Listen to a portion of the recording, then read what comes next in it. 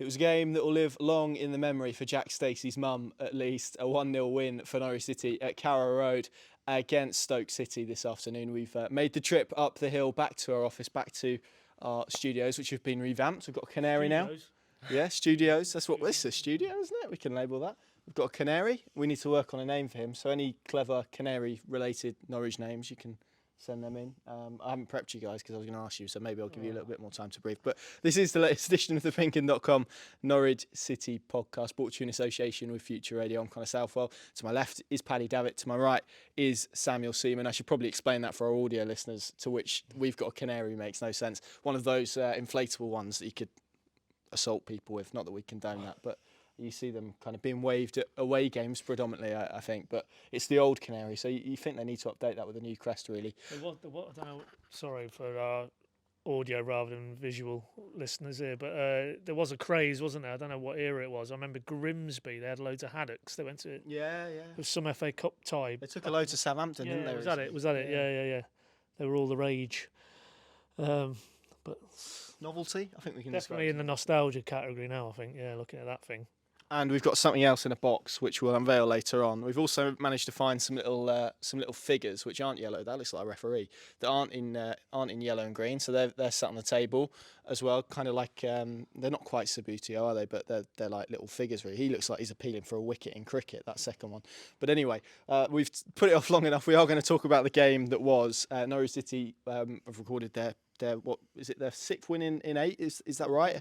Unbelievable start to the season. Also, the third home win on the bounce, which is the first time since 2006-07 they've started 3 games at Carrow Road with 3 wins. So 100% home record still intact, with Leicester on the horizon as well. And we'll talk about that game a little bit later in the podcast. But Paddy, after Rotherham, the way we dissected that, the performance, we'll obviously get into the nuances of the way the game transpired, because we're going to be using the cliche game of 2 halves quite frequently.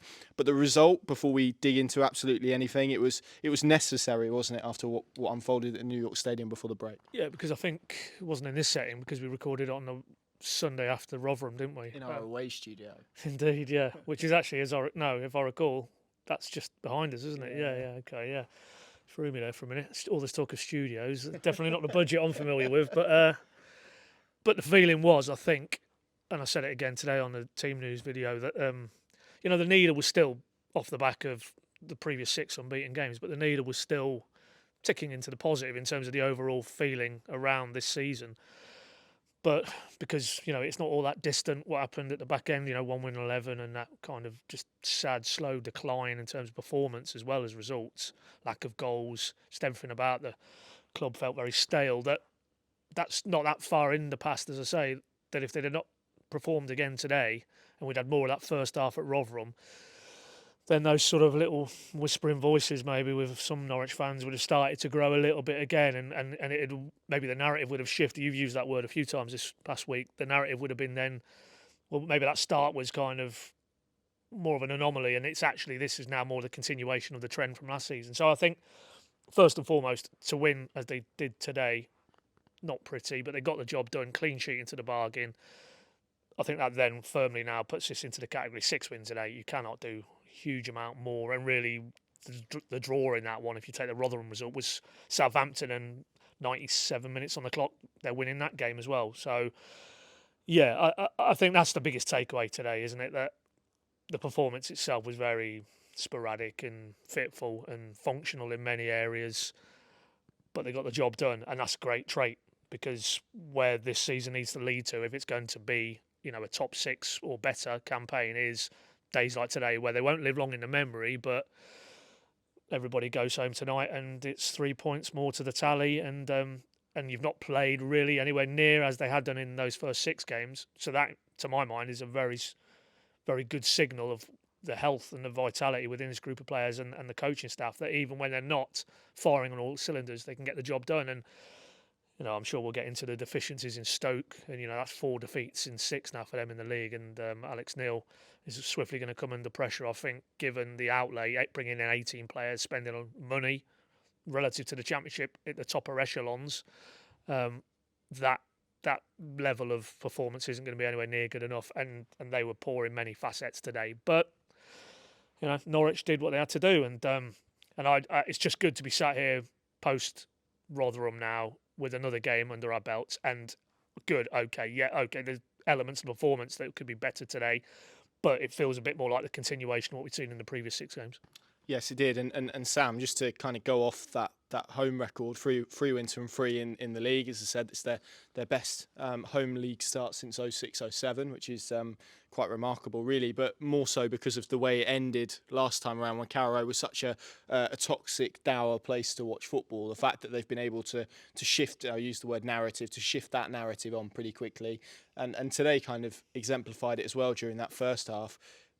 The atmosphere's back. There's a lot more positivity around the place. It's a nice place to watch football again. Yeah, and I think that's something David Wagner and his staff and everyone else at the club recognised was going to be an important part of things if they were going to achieve this season. They couldn't rely for a whole season if they're going for promotion, which he's been open about being the aim, with just strong away form as they showed most of the time towards the back end of last season, and to be fair, under Dean Smith as well. But yeah, I think it's really encouraging to see that, and it's probably the sort of thing that you want to be able to rely upon when you're a side going for promotion. They will have games like that Rotherham one, like Southampton maybe, where there'll be the disappointment of conceding a late goal, and to have that almost safe haven and that reliable pick-me-up of somewhere to go that you feel will be positive for your players and your fans, I think that's a really useful thing to have. Last season, at no point could they really look at a difficult run of games and think, well, they're back at Carrow Road before long, so that's a positive. In fact, the way that Dean Smith was speaking at times, it was like they would look at the Carrow Road games and fear for what they might hold. So They preferred playing away. Well, that's what he said. Maybe he shouldn't have done, but I think behind the scenes, even if it wasn't being verbalised, that probably was the feeling. And now it's the absolute opposite, and you can tell just what sort of connection the players and the fans have already, and it shows you that things can change very quickly. I think we spoke in the summer, and I was quite open about the fact that I felt Norwich needed a complete rebuild and maybe even some time and a season to consolidate and to try and turn things around slowly. But to be fair to David Wagner, because I think he deserves a lot of credit for that, and he's talked a lot about the importance of the relationship with supporters. He's been able to turn it around so quickly, and Carrow Road is the perfect symbol of that. So yeah, I think it's a major positive for the club and for the players, who will now have something to cling on to when they look at the fixture list, when they look at what's coming up, if they've had a difficult time. And I spoke a lot in sort of the lead up to this game, and in Tactics Board I spoke about it, that I felt this was a chance for Norwich to prove they have the actual credentials and the minerals to be promoted, rather than the start of the season just being a momentum builder. And I think that was what they did today, was they proved that they're not going to fall apart based on just one disappointing loss. It's not necessarily going to be as streaky as we're used to seeing from David Wagner or from Norwich in the last couple of years. And I think they showed a number of the aspects that we saw in the first few games of the season, especially in that first half. It was the Norwich that probably fans have come to know and love under David Wagner in the last couple of months. So yeah, a lot of positives out there, and as you say, I feel like I'm doing a segment on how positive the atmosphere is at Carrow Road in every podcast now, but that can only be a good thing, really, especially when they're trying to be as consistently good as is required to be promoted from the Championship. Yeah, it's just such a contrast, isn't it? Which I guess is why we keep talking about it, because we were in that ground towards the end of last season. We heard the chants. You felt it when you walked around the place. It was miserable. It felt like there was some clouds over it, and it was just a really horrible's a bit of a stretch, but it wasn't a nice place to come and watch football. You look at it now, and you walk through the door, and even the stewards kind of have a spring in their step. It's nice to see, and that obviously radiates throughout everything. And of course, it's easy to say, well, they're just winning now, so that's created that. But I think it's largely the substance behind that, it's performances. And even though maybe this performance was slightly different, it was a different type of. It was them, I guess, proving that they can win in a different way, which is something that maybe we haven't seen so far this season. I promise we're going to talk about this game for a little while, and then we can consign it to the history books, because I don't think it's one that is going to live long in the memory, as I said right at the start, unless you're Jack Stacey or any member of his family. But But Paddy, it was. I don't want to bring it down, given the conversation we've just had. But let's start with the second half, because it's nice to end on a positive note. That second half, concerning for you. How do you reflect on it? Because equally, you kind of have to balance it off with what they did in the first half, which was so impressive. But the drop off. I mean, what are your thoughts on that second half? I guess is the question. How concerned, if at all, are you about where their levels got to and how difficult they perhaps made it for themselves? Yeah, not now. I wouldn't go as far as concerned. I mean, David himself. I mean, I think my opening question to him was, clean sheet, home win, professional performance, and he stopped himself and said, up to the last 5 minutes, he wasn't happy with the professionalism of how they game managed it. As he said, they were caught betwixt and between going for a second, and that would have been a killer, and maybe just being a bit more savvy in terms of how they protected Angus Gunn's goal, and so that's maybe, there are areas there clearly when that performance is broken down and they forensically get into it. There are aspects of that, but I still don't think we're in the concerned category. Ultimately, Stoke were not good enough to break them down. There was, of course, inevitably in any 45-minute period that unfolds like it did in the second half here today, you're going to have one or two moments of alarm. There was it Johnson with that tremendous swinging shot that just cleared Angus Gunn's bar, and then obviously the one that dropped to Dwight Gale, who, it was funny, I was thinking as he came on there as a late substitute, stood next to Alex Neil, that I was at a Norwich game at Newcastle when Alex Neil was manager, when I think they were leading 3-2 going into normal time added on at St James's, and Dwight Gale has gone bang, bang, bang, hat-trick. And the proximity of the media seats to the dugouts there, you're more or less on top of. And when I think the fourth goal went in from Gale that night to cap the 4-3 win, just, I'll never forget it. There was hordes of Geordies down a gangway, basically smashing the perspex on top of the Norwich roof dugout, and Alex Neil just looking round and, well, if he gives you a stare, then But I mean, what could he do on that night? It was no curly finger, was there? No, but it just amused me today, the juxtaposition that here he was basically putting all his faith in Dwight Gale to do something similar, and he did have a chance, and the ball dropped to him about 7 yards out. And if you watch the replay, Kenny McLean has just done enough as he's bringing his left leg back to basically put him off, and he's kind of air swiped it a little bit. But yes, there was one or two of those momentary alarms, but for all Stoke's possession, I didn't feel it was reflective of what that Norwich. It was a concerning second half display for me. I just thought they were very streetwise and very savvy and just played within themselves. You got Gibson and Duffy there. Kenny McLean now would fall into that category, and Barnes further up the field, and they just managed the game for me. Except in what David said about the final 5 minutes. Yes, of course, you'd like to have seen a little bit more in terms of cutting edge. I mean, I don't remember Travers, their keeper, having a save to make in that second half. I think there was one chance for Fassnacht when he got the other side of Gooch as the ball dropped, and he had a dig on the half volley from about 6 yards on the angle, and it went into the side netting. And that's clearly not good enough at home to muster that in terms of productivity. But, if you contrast it with the Hull game and you contrast it with the Millwall game, we know that's there. We know that's in this group of players at home as well. So I just think it was a day, and maybe, again, reflective of Rotherham and how poor and disappointing that felt, that they just wanted to get the job done, get the result, and then build again and get another run going. And that'll be easier said than done because Leicester are next up at Carrow Road midweek.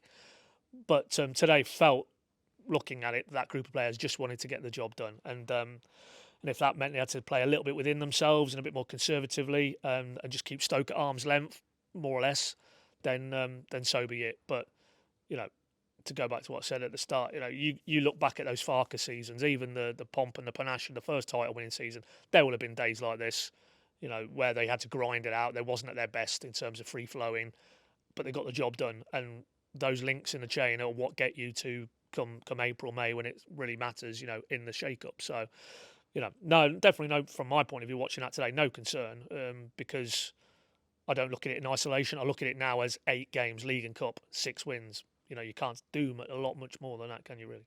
No, not at all. And I think the two things I would add, and I'm not concerned either, is I think there's an element of game state to it where, you've got one team chasing a game and one team trying to protect a game. So that kind of explains a little bit as to how the second half panned out.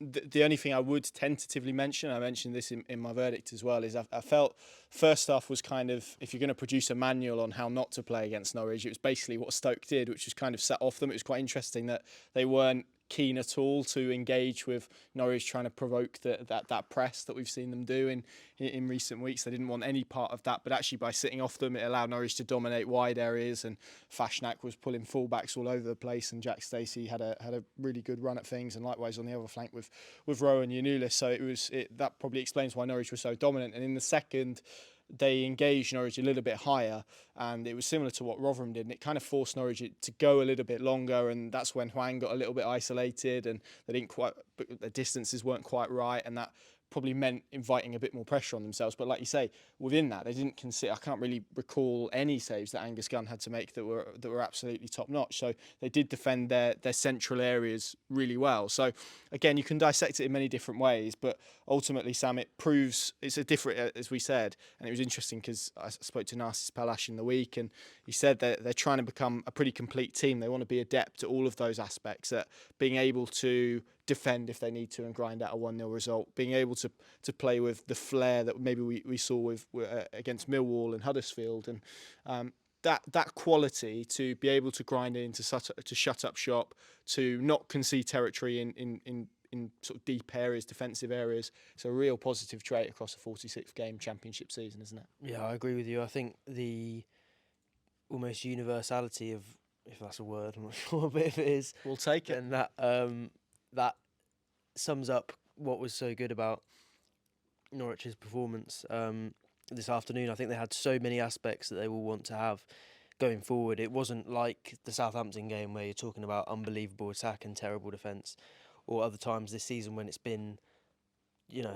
one too much of one and not enough of the other. I think even in the whole game there were times when they either went a little bit gung-ho or sat back too much when they should have been pushing. I think in that first half they got the balance absolutely right, and attack-wise they showed some of the things that, as I said, have been running themes through their best performances this season. The wide areas, as you said, was an absolute staple for them today in terms of where their creativity was coming from. I think Jonathan Rowe and Dimitris Yannoulis were probably the quieter of the two flanks, but they still had good games. I think both of them, especially linking together, and Fassnacht and Stacey today, I thought were just absolutely excellent. Fassnacht especially.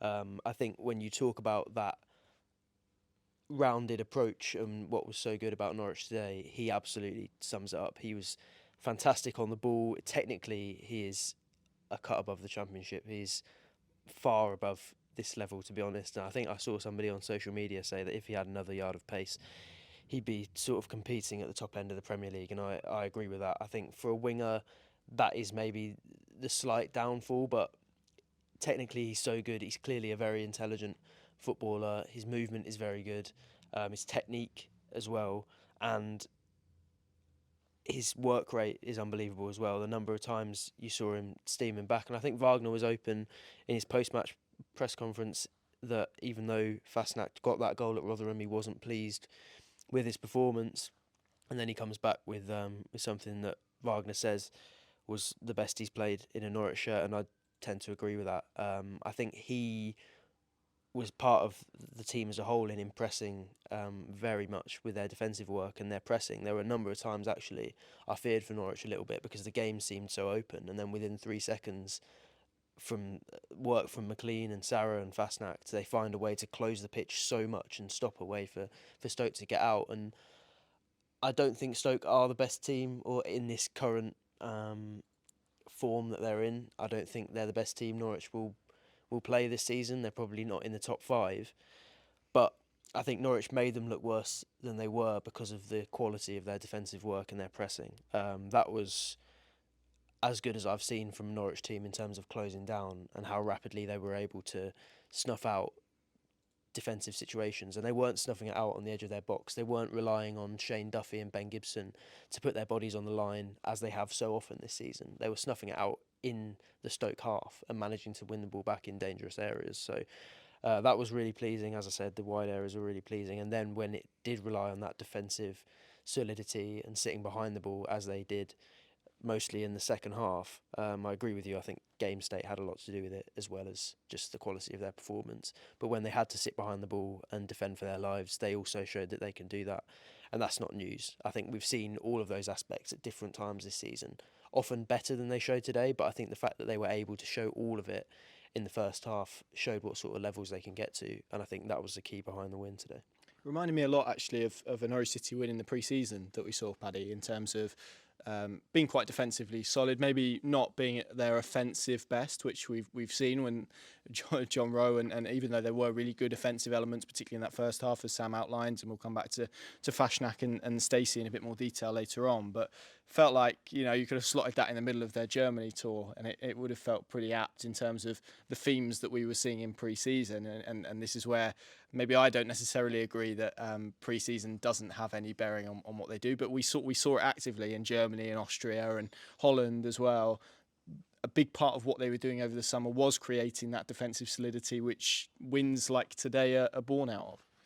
Yeah, I see where you're going with the Darmstadt and the Kaiserslautern. There was a lot of facets from today that you could see back then. Yeah, and we all know, you know, whether you buy into results in pre-season or you don't, but by common consent, internally and externally, that was everything and more probably that David Wagner wanted, because it came off the back of such a dispiriting and disappointing spiral at the back end of last season that you start to sow some of the seeds, and now they're beginning to flower even this early in the season. Because I wrote about it in my pointers today, that game, the way it was sort of teetering in the second half, they either lose that or they draw that last season at various points.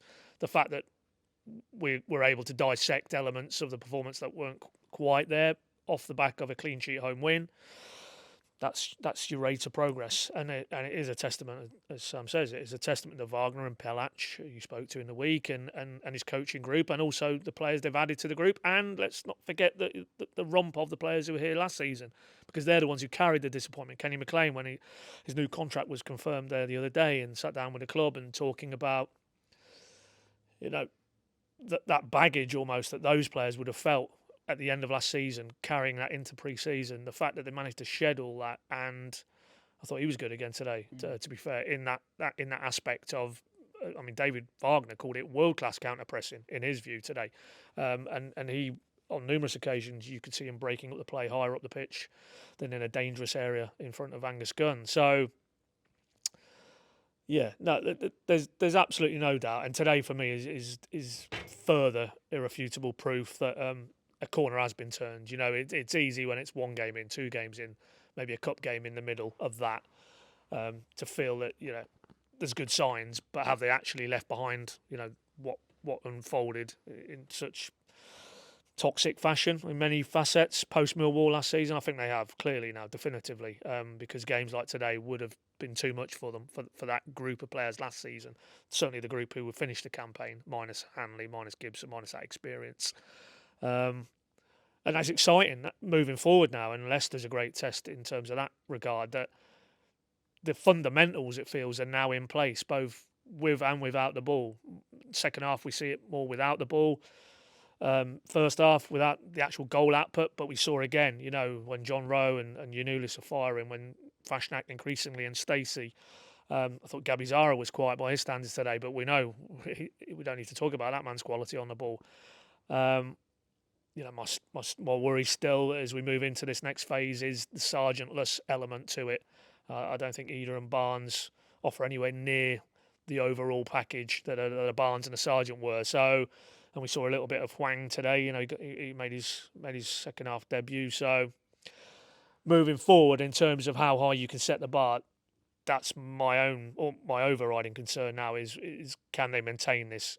Can you rely on a Jack Stacey popping up like prime Alan Shearer, as it was put to David Wagner in his post-match presser by another media person? And you know, is that going to be enough now? Because we've now started a very congested period this side of the next international break. It'll be pretty relentless going into and up to and including Christmas as well. So, you know, I just fear a little bit, you know, how they can adapt, and that's a challenge now for David and his coaches, clearly. But there's absolutely no doubt they're building now from a really solid platform, and one that I think we all feel is unless things unravel in some unforeseen fashion, is going to be a lot better than where they ended last season. And that for me is quite an optimistic way to attack the rest of this season. That if this group can have a little bit of luck with injury, they haven't had it with Sargent, but if they keep some of the other key players fit and firing, and it all comes together, then I think this group can go on and have a very good season.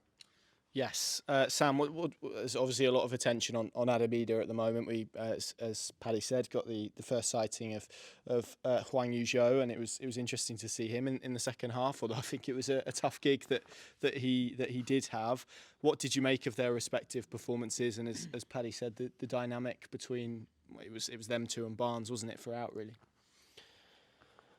I think there was an element of improvement in Ida's performance. I don't think it was where it needs to be long term in terms of replacing Sargent. I don't think the performance he put in today would have been acceptable by the American standards, but there were signs that I think I wanted to see after a performance like there was against Rotherham. I think his pressing had much more energy. That was a real weakness for him up north against Rotherham, and it has been, I think, throughout his career. So it was good to see improvement in that area. I thought, again, when he faces the play, he looks quite good, and we've spoken before about how maybe he suits that sort of number 10 role more than that advanced number 9 role that he now has to play with Barnes slightly behind him. And I think technically he's fine when he's facing it. There was a time when he exchanged balls with Yanulis, got shot off on the edge of the box. I think he would have liked to do better with a shot, but the build-up play displayed to me what he can do technically and the intelligence that he can show in those positions. But in terms of the hold-up play, his usefulness as an out ball, I still think his touch can be better technically. The way that I think you spoke about it before in detail about how he needs to probably position himself better in those scenarios. I didn't really like what I saw on that front. I think the ball still bounced off him too often. There were a couple of times when he won throw-ins or made the ball stick, but I still think to get up to the levels that Sargent was reaching and to fulfil the function that he did in the team, Ida has a lot of work to do. We've spoken before about what a confidence player he is and how sometimes in games he needs a moment to almost inspire himself. And I'm not sure he had that today, which maybe is the explanation, but that's not a sustainable way to play football, to rely upon a fantastic moment almost through sheer luck. But I think you spoke about on the preview show, and I think it was a good point, that the fans maybe can help provide that and that they can get behind him and give him that boost that he needs. And I think there is a feeling that everyone wants Ida to succeed, whereas at times last season and when it's been difficult for Norwich and he's been deputising for Teemu Pukki, I think there's been almost a bit of a groan whenever he's come onto the pitch or a negative attitude surrounding him. I think in that sense, the form of the team and how well they're playing works in his favour, because I think people are willing to give him a chance and are willing to be positive, and everyone wants him to do well.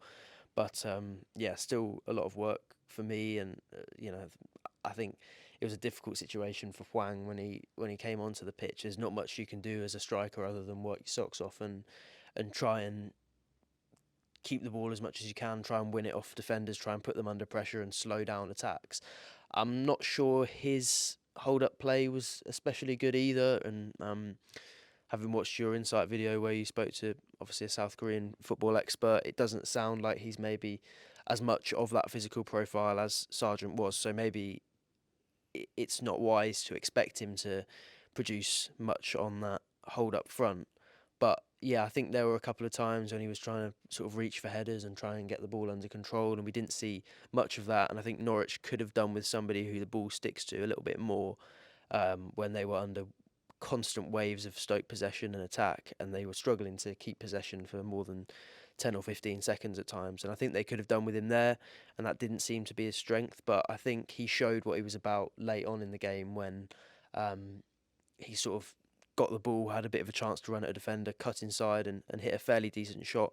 Probably could have been placed a little bit better because it was straight at the goalkeeper. But I think similarly to Ida, actually, with the play facing him, he looked quite good. But Norwich had barely any possession when he was on the pitch. He didn't have many minutes to show what he was about, and it's difficult to judge him based on that. I did think that time, having positively referenced it, that when he cut in and shot, I can understand it as somebody who hasn't played a lot of football in recent times, has just come to a new club and probably wants to impress. I can understand why he did that.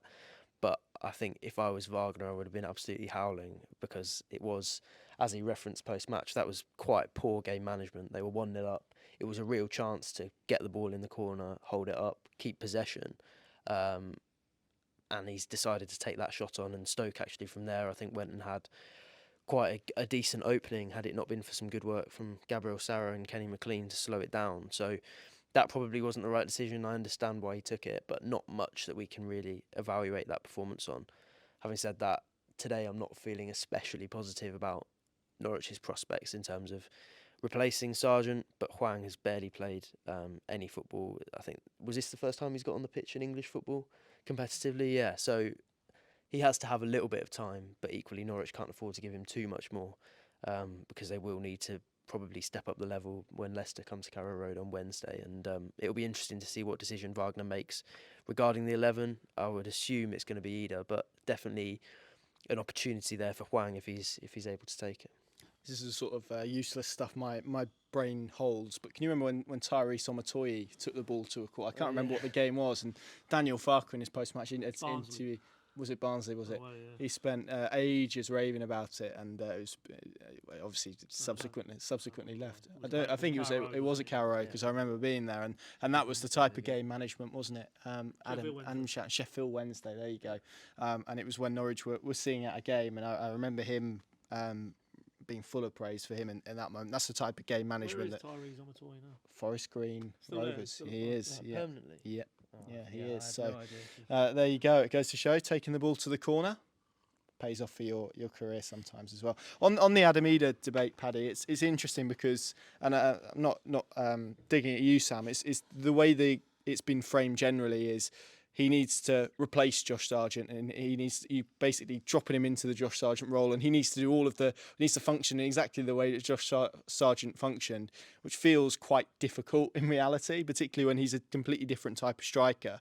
Do we, not we, as in us three, but does the debate generally need to be broadened a little bit? Because it's not just on him. Surely part of the adaptation needs to be Norwich need to adapt a little bit to him as well. It's kind of a two-way thing, isn't it? Yeah, absolutely, because fundamentally, I mean, they're both strikers, and their currency is goals. Well, that's how they're going to be assessed primarily. But in terms of their types, I mean, Sam's mapped out there. They're very different strikers. Back to goal, coming back towards the play. I think there's a genuine case that Eder's probably sharper and more predatory in terms of his instincts in the box than Sargent. I think Sargent's clearly physically and athletically a better, complete, he's a better all-round player. But I think between the width of the 18-yard box, and we've seen it this season already. The whole game, 96 minutes on the clock. There's Eder, he's reacting quickest as well. So yeah, inevitably, if you're Wagner and the coaching staff, they'll know that they don't need that to be spelt out to the players, that they will have to adapt maybe a little bit in terms of how they're trying to progress the ball in that final top end of the pitch without Sargent. It remains to be seen if Hwang is more of a like for like. We can't really judge it on what we saw today, but David Wagner, when asked in the last couple of press conferences about Hwang, has talked him up that he has a lot of the same attributes as Sargent. So they will have done their research, I'm sure. So if that is the case, and you would think that would maybe tip the scales with Hwang and Barnes maybe rather than Eder, if he wants to retain as close to the template in a more attacking sense that had got on that first 6 games unbeaten, and then use Eder as almost a finisher from the bench as they had done in the early part of the season. It's too much to heap on his shoulders to expect him to come in and play like Sargent. Can he score similar amounts of goals? Well, if the play around him and the service into the key areas in the penalty area, then who knows? But he's certainly got the capability to do that. But if you're expecting him to come in and be the type of player Sargent is in general play, then that's completely unrealistic, because he isn't that type of player. And I don't think he can adapt and modify his own game in this period of time. to be able to do that. So there has to be a bit of an acceptance that it will have to be slightly different, unless and until Wang proves that he is almost a clone of Sargent. Maybe not to the same degree in many metrics, but that he is more of a Sargent than Anita is more of a Sargent. So, it's something that they're going to have to wrestle with. There's no doubt, because we know definitively that he's out now, Sargent, until 3/4 months. Huge amount of games in that period. And I'm sure there's a lot of work internally, coaching-wise, going on in terms of how they can role play that out and how they're going to compensate, and whether they have to recalibrate a little bit how the team are trying to play at the top end of the pitch without Josh Sargent, if they don't have somebody now available who essentially can do the job he was doing. We mentioned him earlier on. We mentioned them earlier on, Christian Fassnacht and Jack Stacey. We'll come back to Fassnacht. Let's start with Stacey. I spoke to him post-match. There was a nice line, essentially. I think every week or every home game, Norwich rotate which family or member or which player's family essentially gets to go and enjoy a game where they're sort of dined by Delia and that sort of thing. I think Delia has spoken about it before, about how her and Michael enjoy those moments of meeting those people. And it so happened that this week it was Jack Stacey's turn. So Stacey's mum was next to Delia, and she got to see his first goal in 3.5 years, which was apt. It felt really good finish from him, as Paddy compared him to. It wasn't you. You were paraphrasing someone else, comparing him to Alan Shearer, which I think he'll absolutely take. But nice moment for him, isn't it? And probably consolidates a little bit of the good early impression that he's made at the football club. I'm glad you explained that anecdote, because I think you've given it 35 minutes before. Well, I thought I'd leave it linger. It's clever, to be fair. Keeps the listeners intrigued, Hooked. There you go. But I think he deserved it after the start he's had in a Norwich shirt. And to be honest, I don't think he's been especially impressive in the last few games. I think even though Norwich won 4-0 at Huddersfield, so nobody wanted to talk about the negatives, I'm not sure he had his best game there. I think he struggled a little bit, and the quality of his work on the ball maybe wasn't how it was before that. Again, at Rotherham, I didn't think he offered Norwich much or lived up to the good performances he'd put in the first few games of the season. But similarly to Norwich, I think he was back on form today, and he was back to his best. Maybe that international break has given him a good bit of time to recalibrate. Obviously, he was struggling for game time at Bournemouth, and it will be a lot of football and a lot of responsibility on him that he hasn't been used to for the last couple of years. So I think we saw Jack Stacey back to his best. I don't know if it was that motivation of his family being wined and dined by Delia and co, but I think he will be pleased with how he played today, especially in tandem with Fassnacht. I think defensively they worked very well together. Offensively, there's a nice combination of options. It really gives defenders a decision to make, because both of them are capable of coming inside and occupying that inside channel on the corner of the box, and both of them are capable of overlapping on the outside as well, and they interchange with that really well. So I think it gives the left winger and the left back some adapting to do, and they don't know on which Norwich attack they're going to play which role and where they're going to end up and who they're going to end up marking. So I think it really creates a good situation for Norwich, and a situation from which they can attack. I think it's one of the best areas that Norwich have seen this season, with two of their best players, and it speaks, I think, to how intelligent they both are, that they've been able to adapt to each other's games so quickly, because obviously both new signings in the summer, Fassnacht was towards the end of pre-season, he didn't even start the first game, and yet they already look like a pair that's worked together for a couple of years, almost Buendia Aarons-esque, if I may say so, at this early stage. But I think if they can continue performing at this level together, it will be really pleasing. But Stacey, because he's a right back, because he sort of fits your typical Championship bracket in a lot of ways. He's 27, English, not somebody that is going to get spoken about much. Arrived from Bournemouth on a free transfer, having struggled to get into their team. But I think that's what Norwich, during some of their most enjoyable promotions, have been all about. Players that maybe haven't been so appreciated elsewhere, and players that slipped the mind of the collective football world, and I think Stacey fits into that bracket, and yet is showing his best at Norwich. He's somebody who consistently has shown that he's up to this level, has been part of multiple promotion-winning squads in the EFL, and I think he can be a key player for Norwich. He's got that right-back spot absolutely nailed down, and obviously they sold Ballymumba partly because they saw a solution in Kellen Fisher and somebody whose progression they didn't want to block. But for me, the gap between Fisher and Stacey is as big as almost any in that Norwich squad in terms of who's starting. So he's clearly somebody they believe is capable of producing on a consistent basis.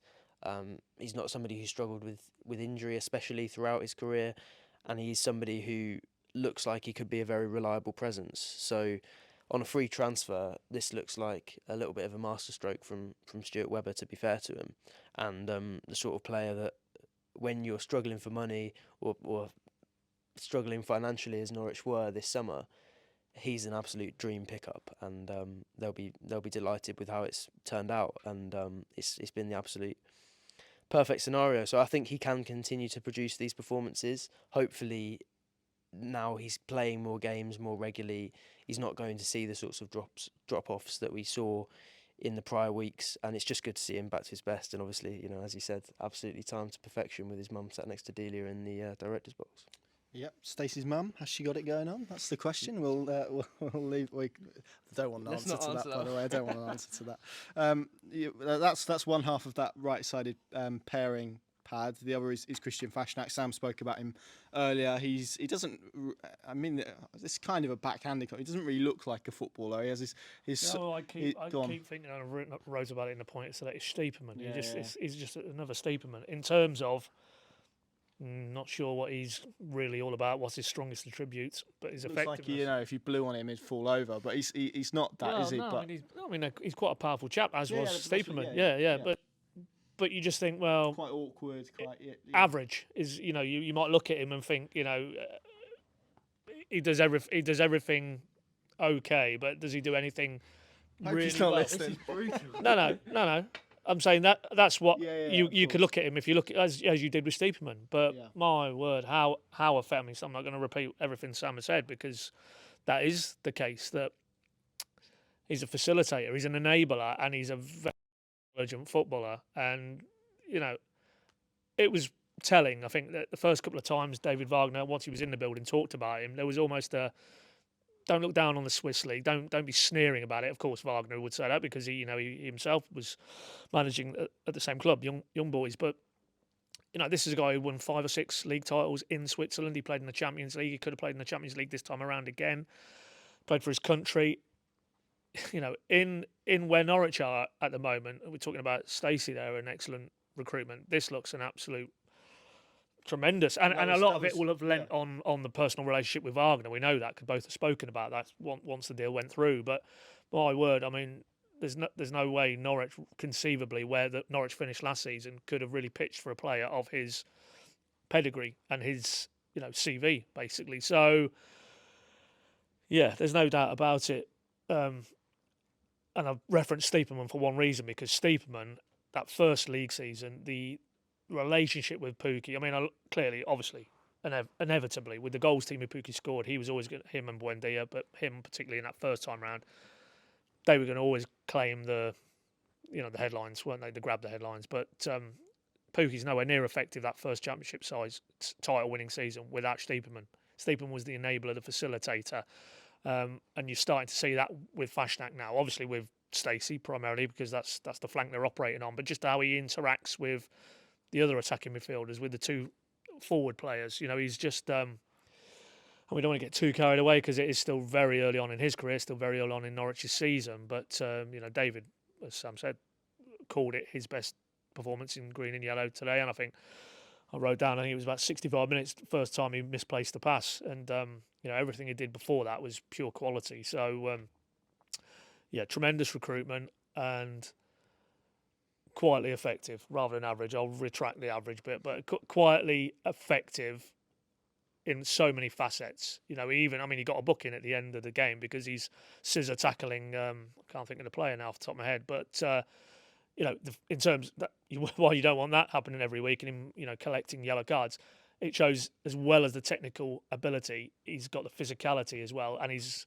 already adapted to that because that's a prerequisite for a Championship midfielder. So, you know, I don't see a weakness really in his game. I mean, some talked about maybe the lack of pace, but for me, I don't look at him as an out winger. He's not a John Rowe. He's not one of those who's going to square up a fullback, burn past them, and get the other side of them with sheer pace. He's far more intelligent, far more clever, cunning in his movement and finding space, and then his ability on the ball to then utilise that space. So, yeah, I don't really see him in that bracket of winger. I think he's basically a more accomplished midfielder, I think.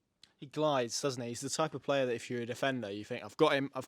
Oh, where's he gone? And he's kind of, because he's found some space. And the reason Stacey had so much joy this afternoon, because he just kind of float inside and open up essentially that channel for him. And it was just so intelligent. And as you say, enables other players. And I quite like the fact he looks a little bit like a basketball player as well. But just a brilliant footballer. And for all the praise that maybe Ashley Barnes and Shane Duffy have got so far, and Jack Stacey as well, you'd certainly put him towards the top of the list in terms of Norwich City recruits this summer, and obviously the only one that they paid a transfer fee for as well. So he's been excellent so far. A couple of bits to talk about around this game. Kenny McLean signed a new contract on Friday until 2026 with a club option to take that potentially to 2027. Sam, if only we had Kenny McLean's biggest fan here to talk about it.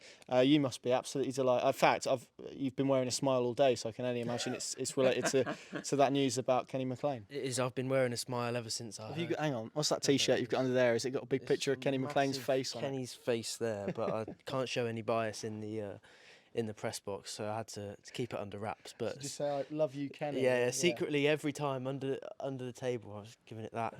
If he not because I'm such a true Kenny fan, I know what he's about. Not for Hollywood passes or anything. Every time he made like a simple tackle or a little short pass, that's what you're all about, Kenny.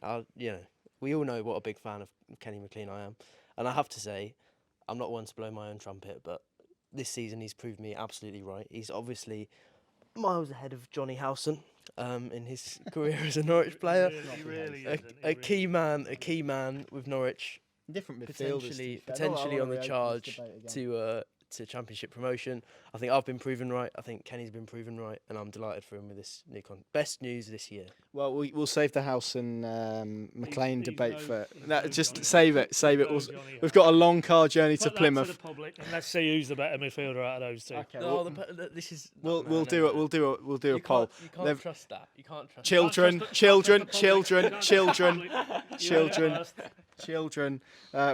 We can put it out there, and we'll let people decide. But I do think in terms of consistency, he's been the most consistent performer of the David Wagner era of Pad. I wrote a column a few weeks ago about how he's kind of become his Jonathan Hogg in many ways that he had at Huddersfield in terms of reliability and that role that he played. It was quite interesting. I remember speaking to him not this pre-season before at Celtic, and he played in a deeper role there, and we're like, oh, that's quite interesting, Kenny, what do you make of that? And he was, probably not my preference to play there, but I'll do it if asked. And it really feels like David Wagner's unlocked something in him, doesn't he, playing him in that deeper role. And now his role within that Norwich's overall system under David Wagner is so important, and the pure mathematics of it in terms of win ratios, Norwich are a better side. They win more matches with Kenny McLean in the centre of their midfield than when he's not. Oh yeah, there's absolutely no dispute his influence on this team now. There's probably not a more influential figure really right here, right now, and we said it on the team news video. At his age now, off the back of that contract, he probably is in the best form. This is, in theory, all that experience he's amassed. He's still athletically able to get about the pitch. His passing range is underrated. There's no doubt about it. And I think that's what Wagner saw initially when he wanted to put him in that more quarterback type of role in tandem now with Gabby Zara, increasingly with Forshaw in the mix, as David mapped out on Thursday. These are the peak years now for me. These are the peak years of his career, and you can see that there's like an inner confidence to his play. He's got the trust of his head coach. He was giving him the armband. He talked about that responsibility in his interview post contract announcement, and he just looks really comfortable in his own skin on a football pitch, and he knows that he's in a really rich vein of form in terms of his career, and you can see that's stamped through his play. There's such an assurance to how he's moving himself around the pitch. And like I said it earlier, in that second half, the way it was more often than not, it was McLean who was breaking up those Stoke sort of forays. Just knows what the demands are on him in this side and is able to deliver them. And we know we've put it out there now that the Leeds interest was genuine. It was firm. It was persistent, but it never ever was considered viable to sell Kenny McLean, because certainly for the figures that Leeds were quoting, because you cannot replace Kenny McLean's influence and impact and influence on this Norwich team for the sort of figures that were being bandied about, and that's a testament to him. And with Sarah, obviously, they are a double act, and the blend is really, I think, powering what Norwich have done so far this season. I didn't think Sarah, as I say, was at his best today, but just that blend between the two and the requirements you want from your central midfield duo, you put those two together, they're ticking every box. So I'm definitely I'm not anti Kenny McLean. I'm just not as effusive as Sam is in terms of the pantheon of great modern day Norwich midfielders. But there's no doubt whatsoever.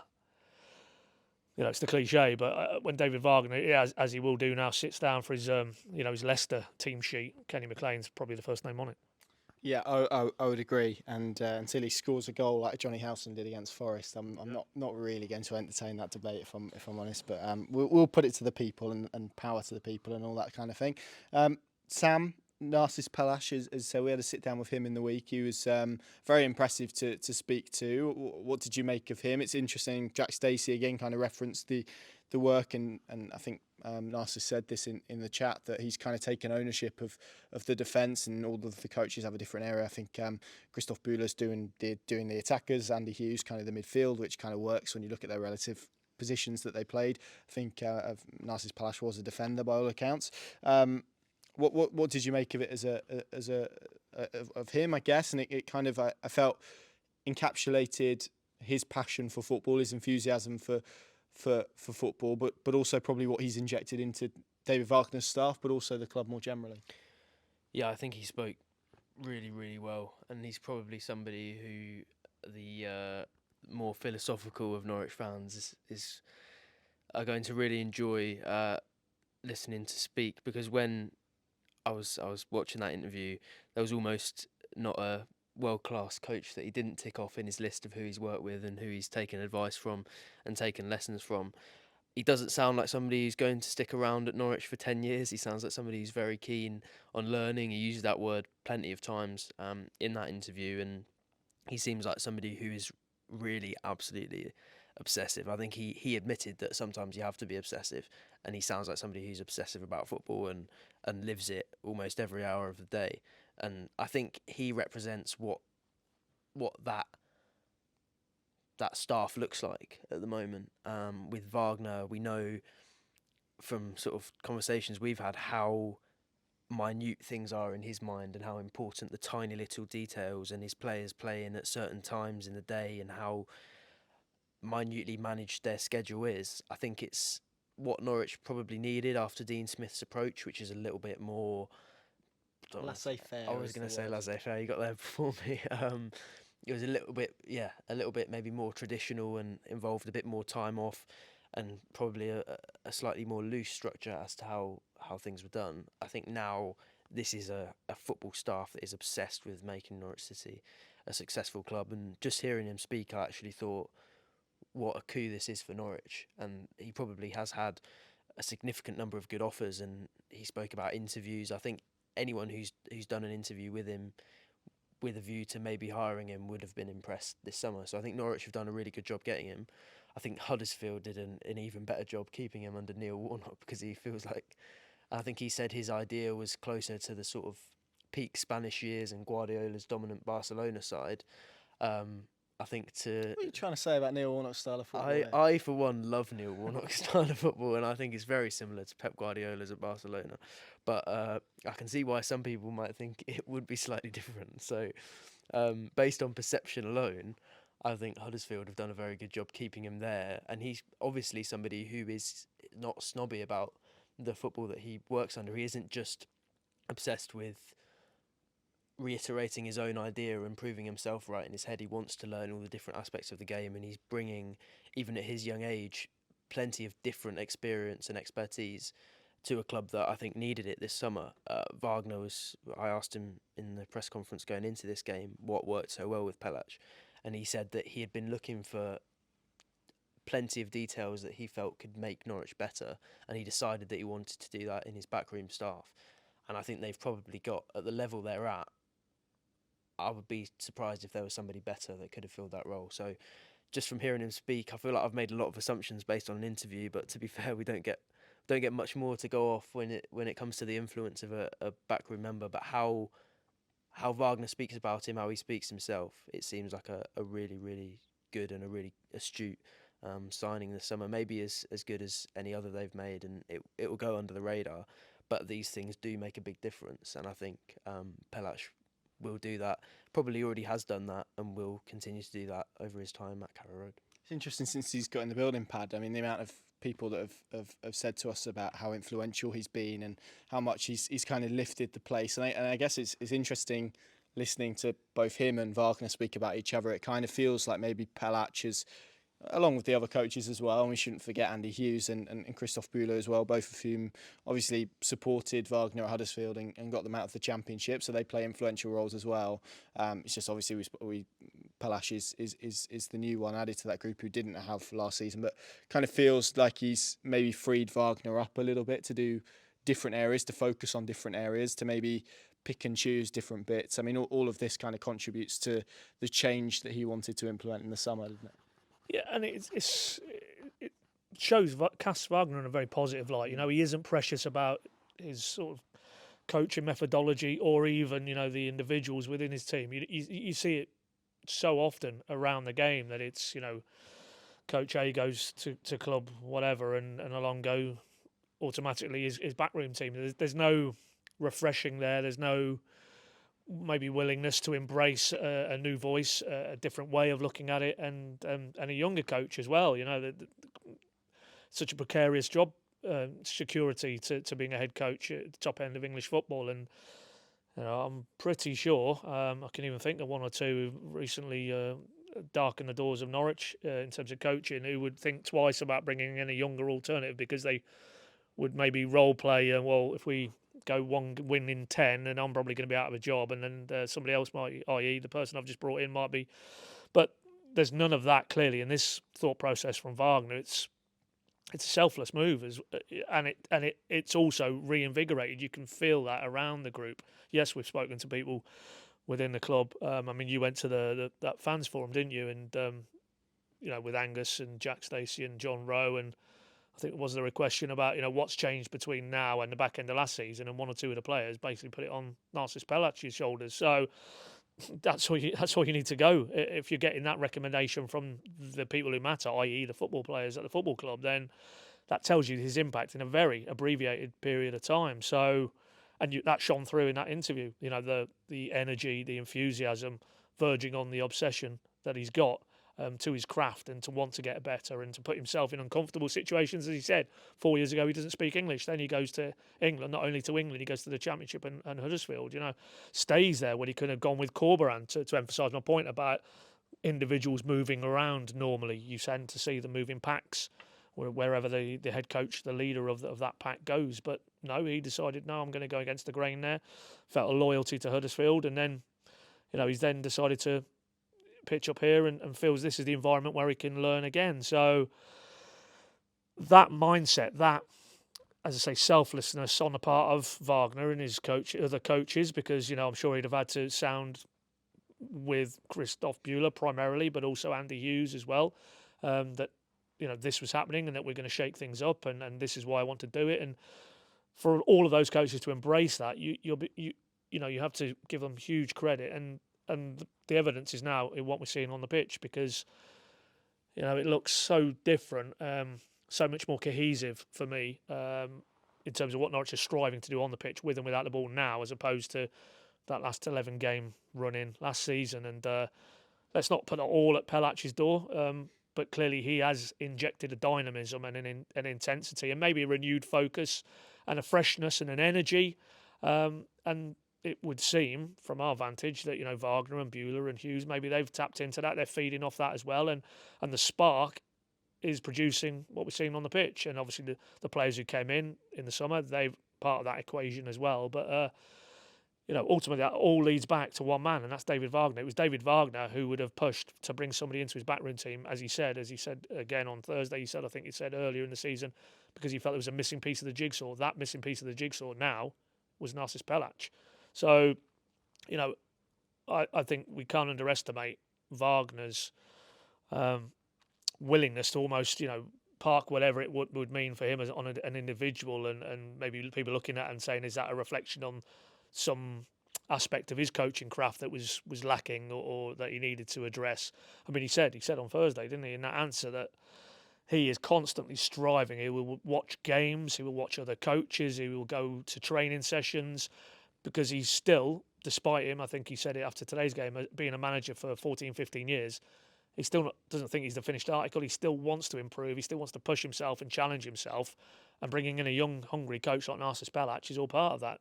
And ultimately, if it does continue along this path, that'll be good for him. It'll be good for Narcis. But ultimately, it should be good for Norwich City as well.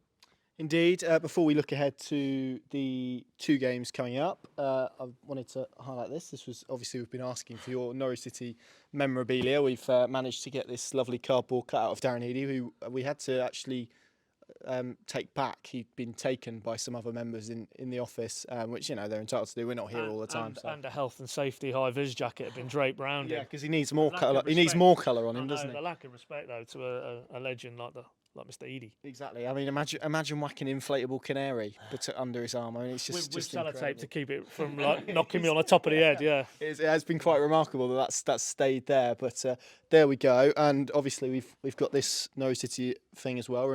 I'm trying to get our hands on something else at the moment. This was sent in by a listener called Matt, who has listened to the pod for a long time, and it's an excellent. Paddy's a fan of caps, so he's going to model this.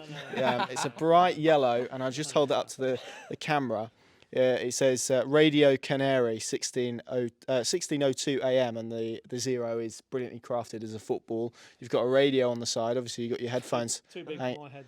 You've got your. About your dimension, not with that, and it is adjustable at the back. So Paddy will be all right to model that.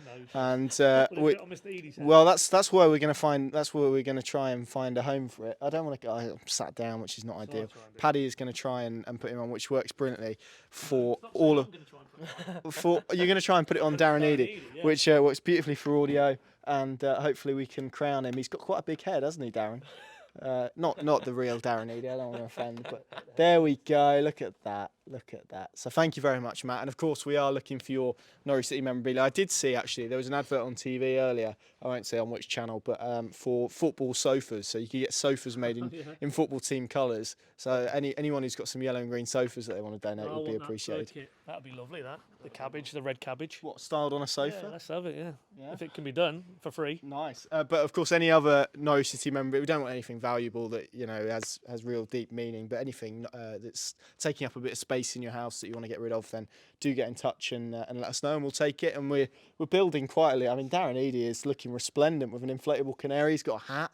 What else does he need? A scarf, maybe? I'm trying to think what else we could add to him. But yeah, anything that you think might is taking up a bit of space in your house, we will take it, and we will use it for this growing studio, which we're going to call a studio from now on as well. We've got plenty of space to play with, so get in touch if you've got anything. And finally, worth mentioning, Pad, we'll come to you. It's a really busy week for Norwich. Leicester on Wednesday at Carrow Road, which is going to be really interesting. And then the next time they're going to see us on camera, which might be quite dangerous, is after the Plymouth trip. I mean, if you think this podcast is unhinged, then it's going to be even more so next week. We're going to be slightly delirious, I think, after that trip. Wearing Plymouth colours, which is nice. You're looking forward to a nice trip to Devon. I am on the level of, I've never been to Home Park, so that I'll hold you to that, won't we? No, let me finish. But yeah, so the actual 90 minutes within a new stadium, which is a huge rarity now. But I mean, by all accounts, we're on a spread of about 6 to 8 hour commute home. So if we're still there, as it was tonight, we left Carrow Road at 6:45.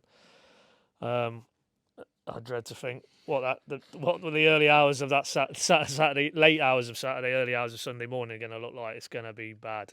But we'll do it for our craft and for the people. For the people, yeah, we're selfless in that way. So as long as there's a Leon on the way, we'll be sound. So no, it's not going to be good. No, I'm not even thinking about the commute if I'm honest. But the element in between, the most important bit, will be very pleasurable. They got beat again today, didn't they, Plymouth? I think so. They're struggling a little bit. Go see Barley again. So yeah, could be an interesting one, but of course Leicester before that, and I know you remain to be convinced, Connor, at the start of the season, but I wasn't in any doubt. I think they're the Burnley of this season. I think they're the Wolves of a previous sort of era, the John Ruddy, Ryan Bennett. I think they'll run away with it, and I watched them most of that Southampton game on Friday night, and as poor as Southampton were, they're just playing within themselves. Really, they're just Premier League players front to back. So. I just don't see out any way they don't finish in the top two, and for me they'll probably run away with the title. So I see it as a little bit of a free hit, really, if I'm honest, because I don't think Norwich need to be benchmarking against this Leicester for me this season. But if they were to go and get a result at Carrow Road, it just again will fuel further belief that hang on, if you can mix it with, for me, probably the standout team in the Championship, then what's the fear? What is the fear? That seems like an apt place to end the show. Thank you all very much for watching, for listening, for joining in as well. Of course, you can get in touch with us on all of the usual platforms, PinkUn.com, the place to go as well. And if you like everything that we do here, then check out the PinkUn Plus app for more over there as well. From our studio here on Saturday night, we will see you again very, very soon. Thanks for watching.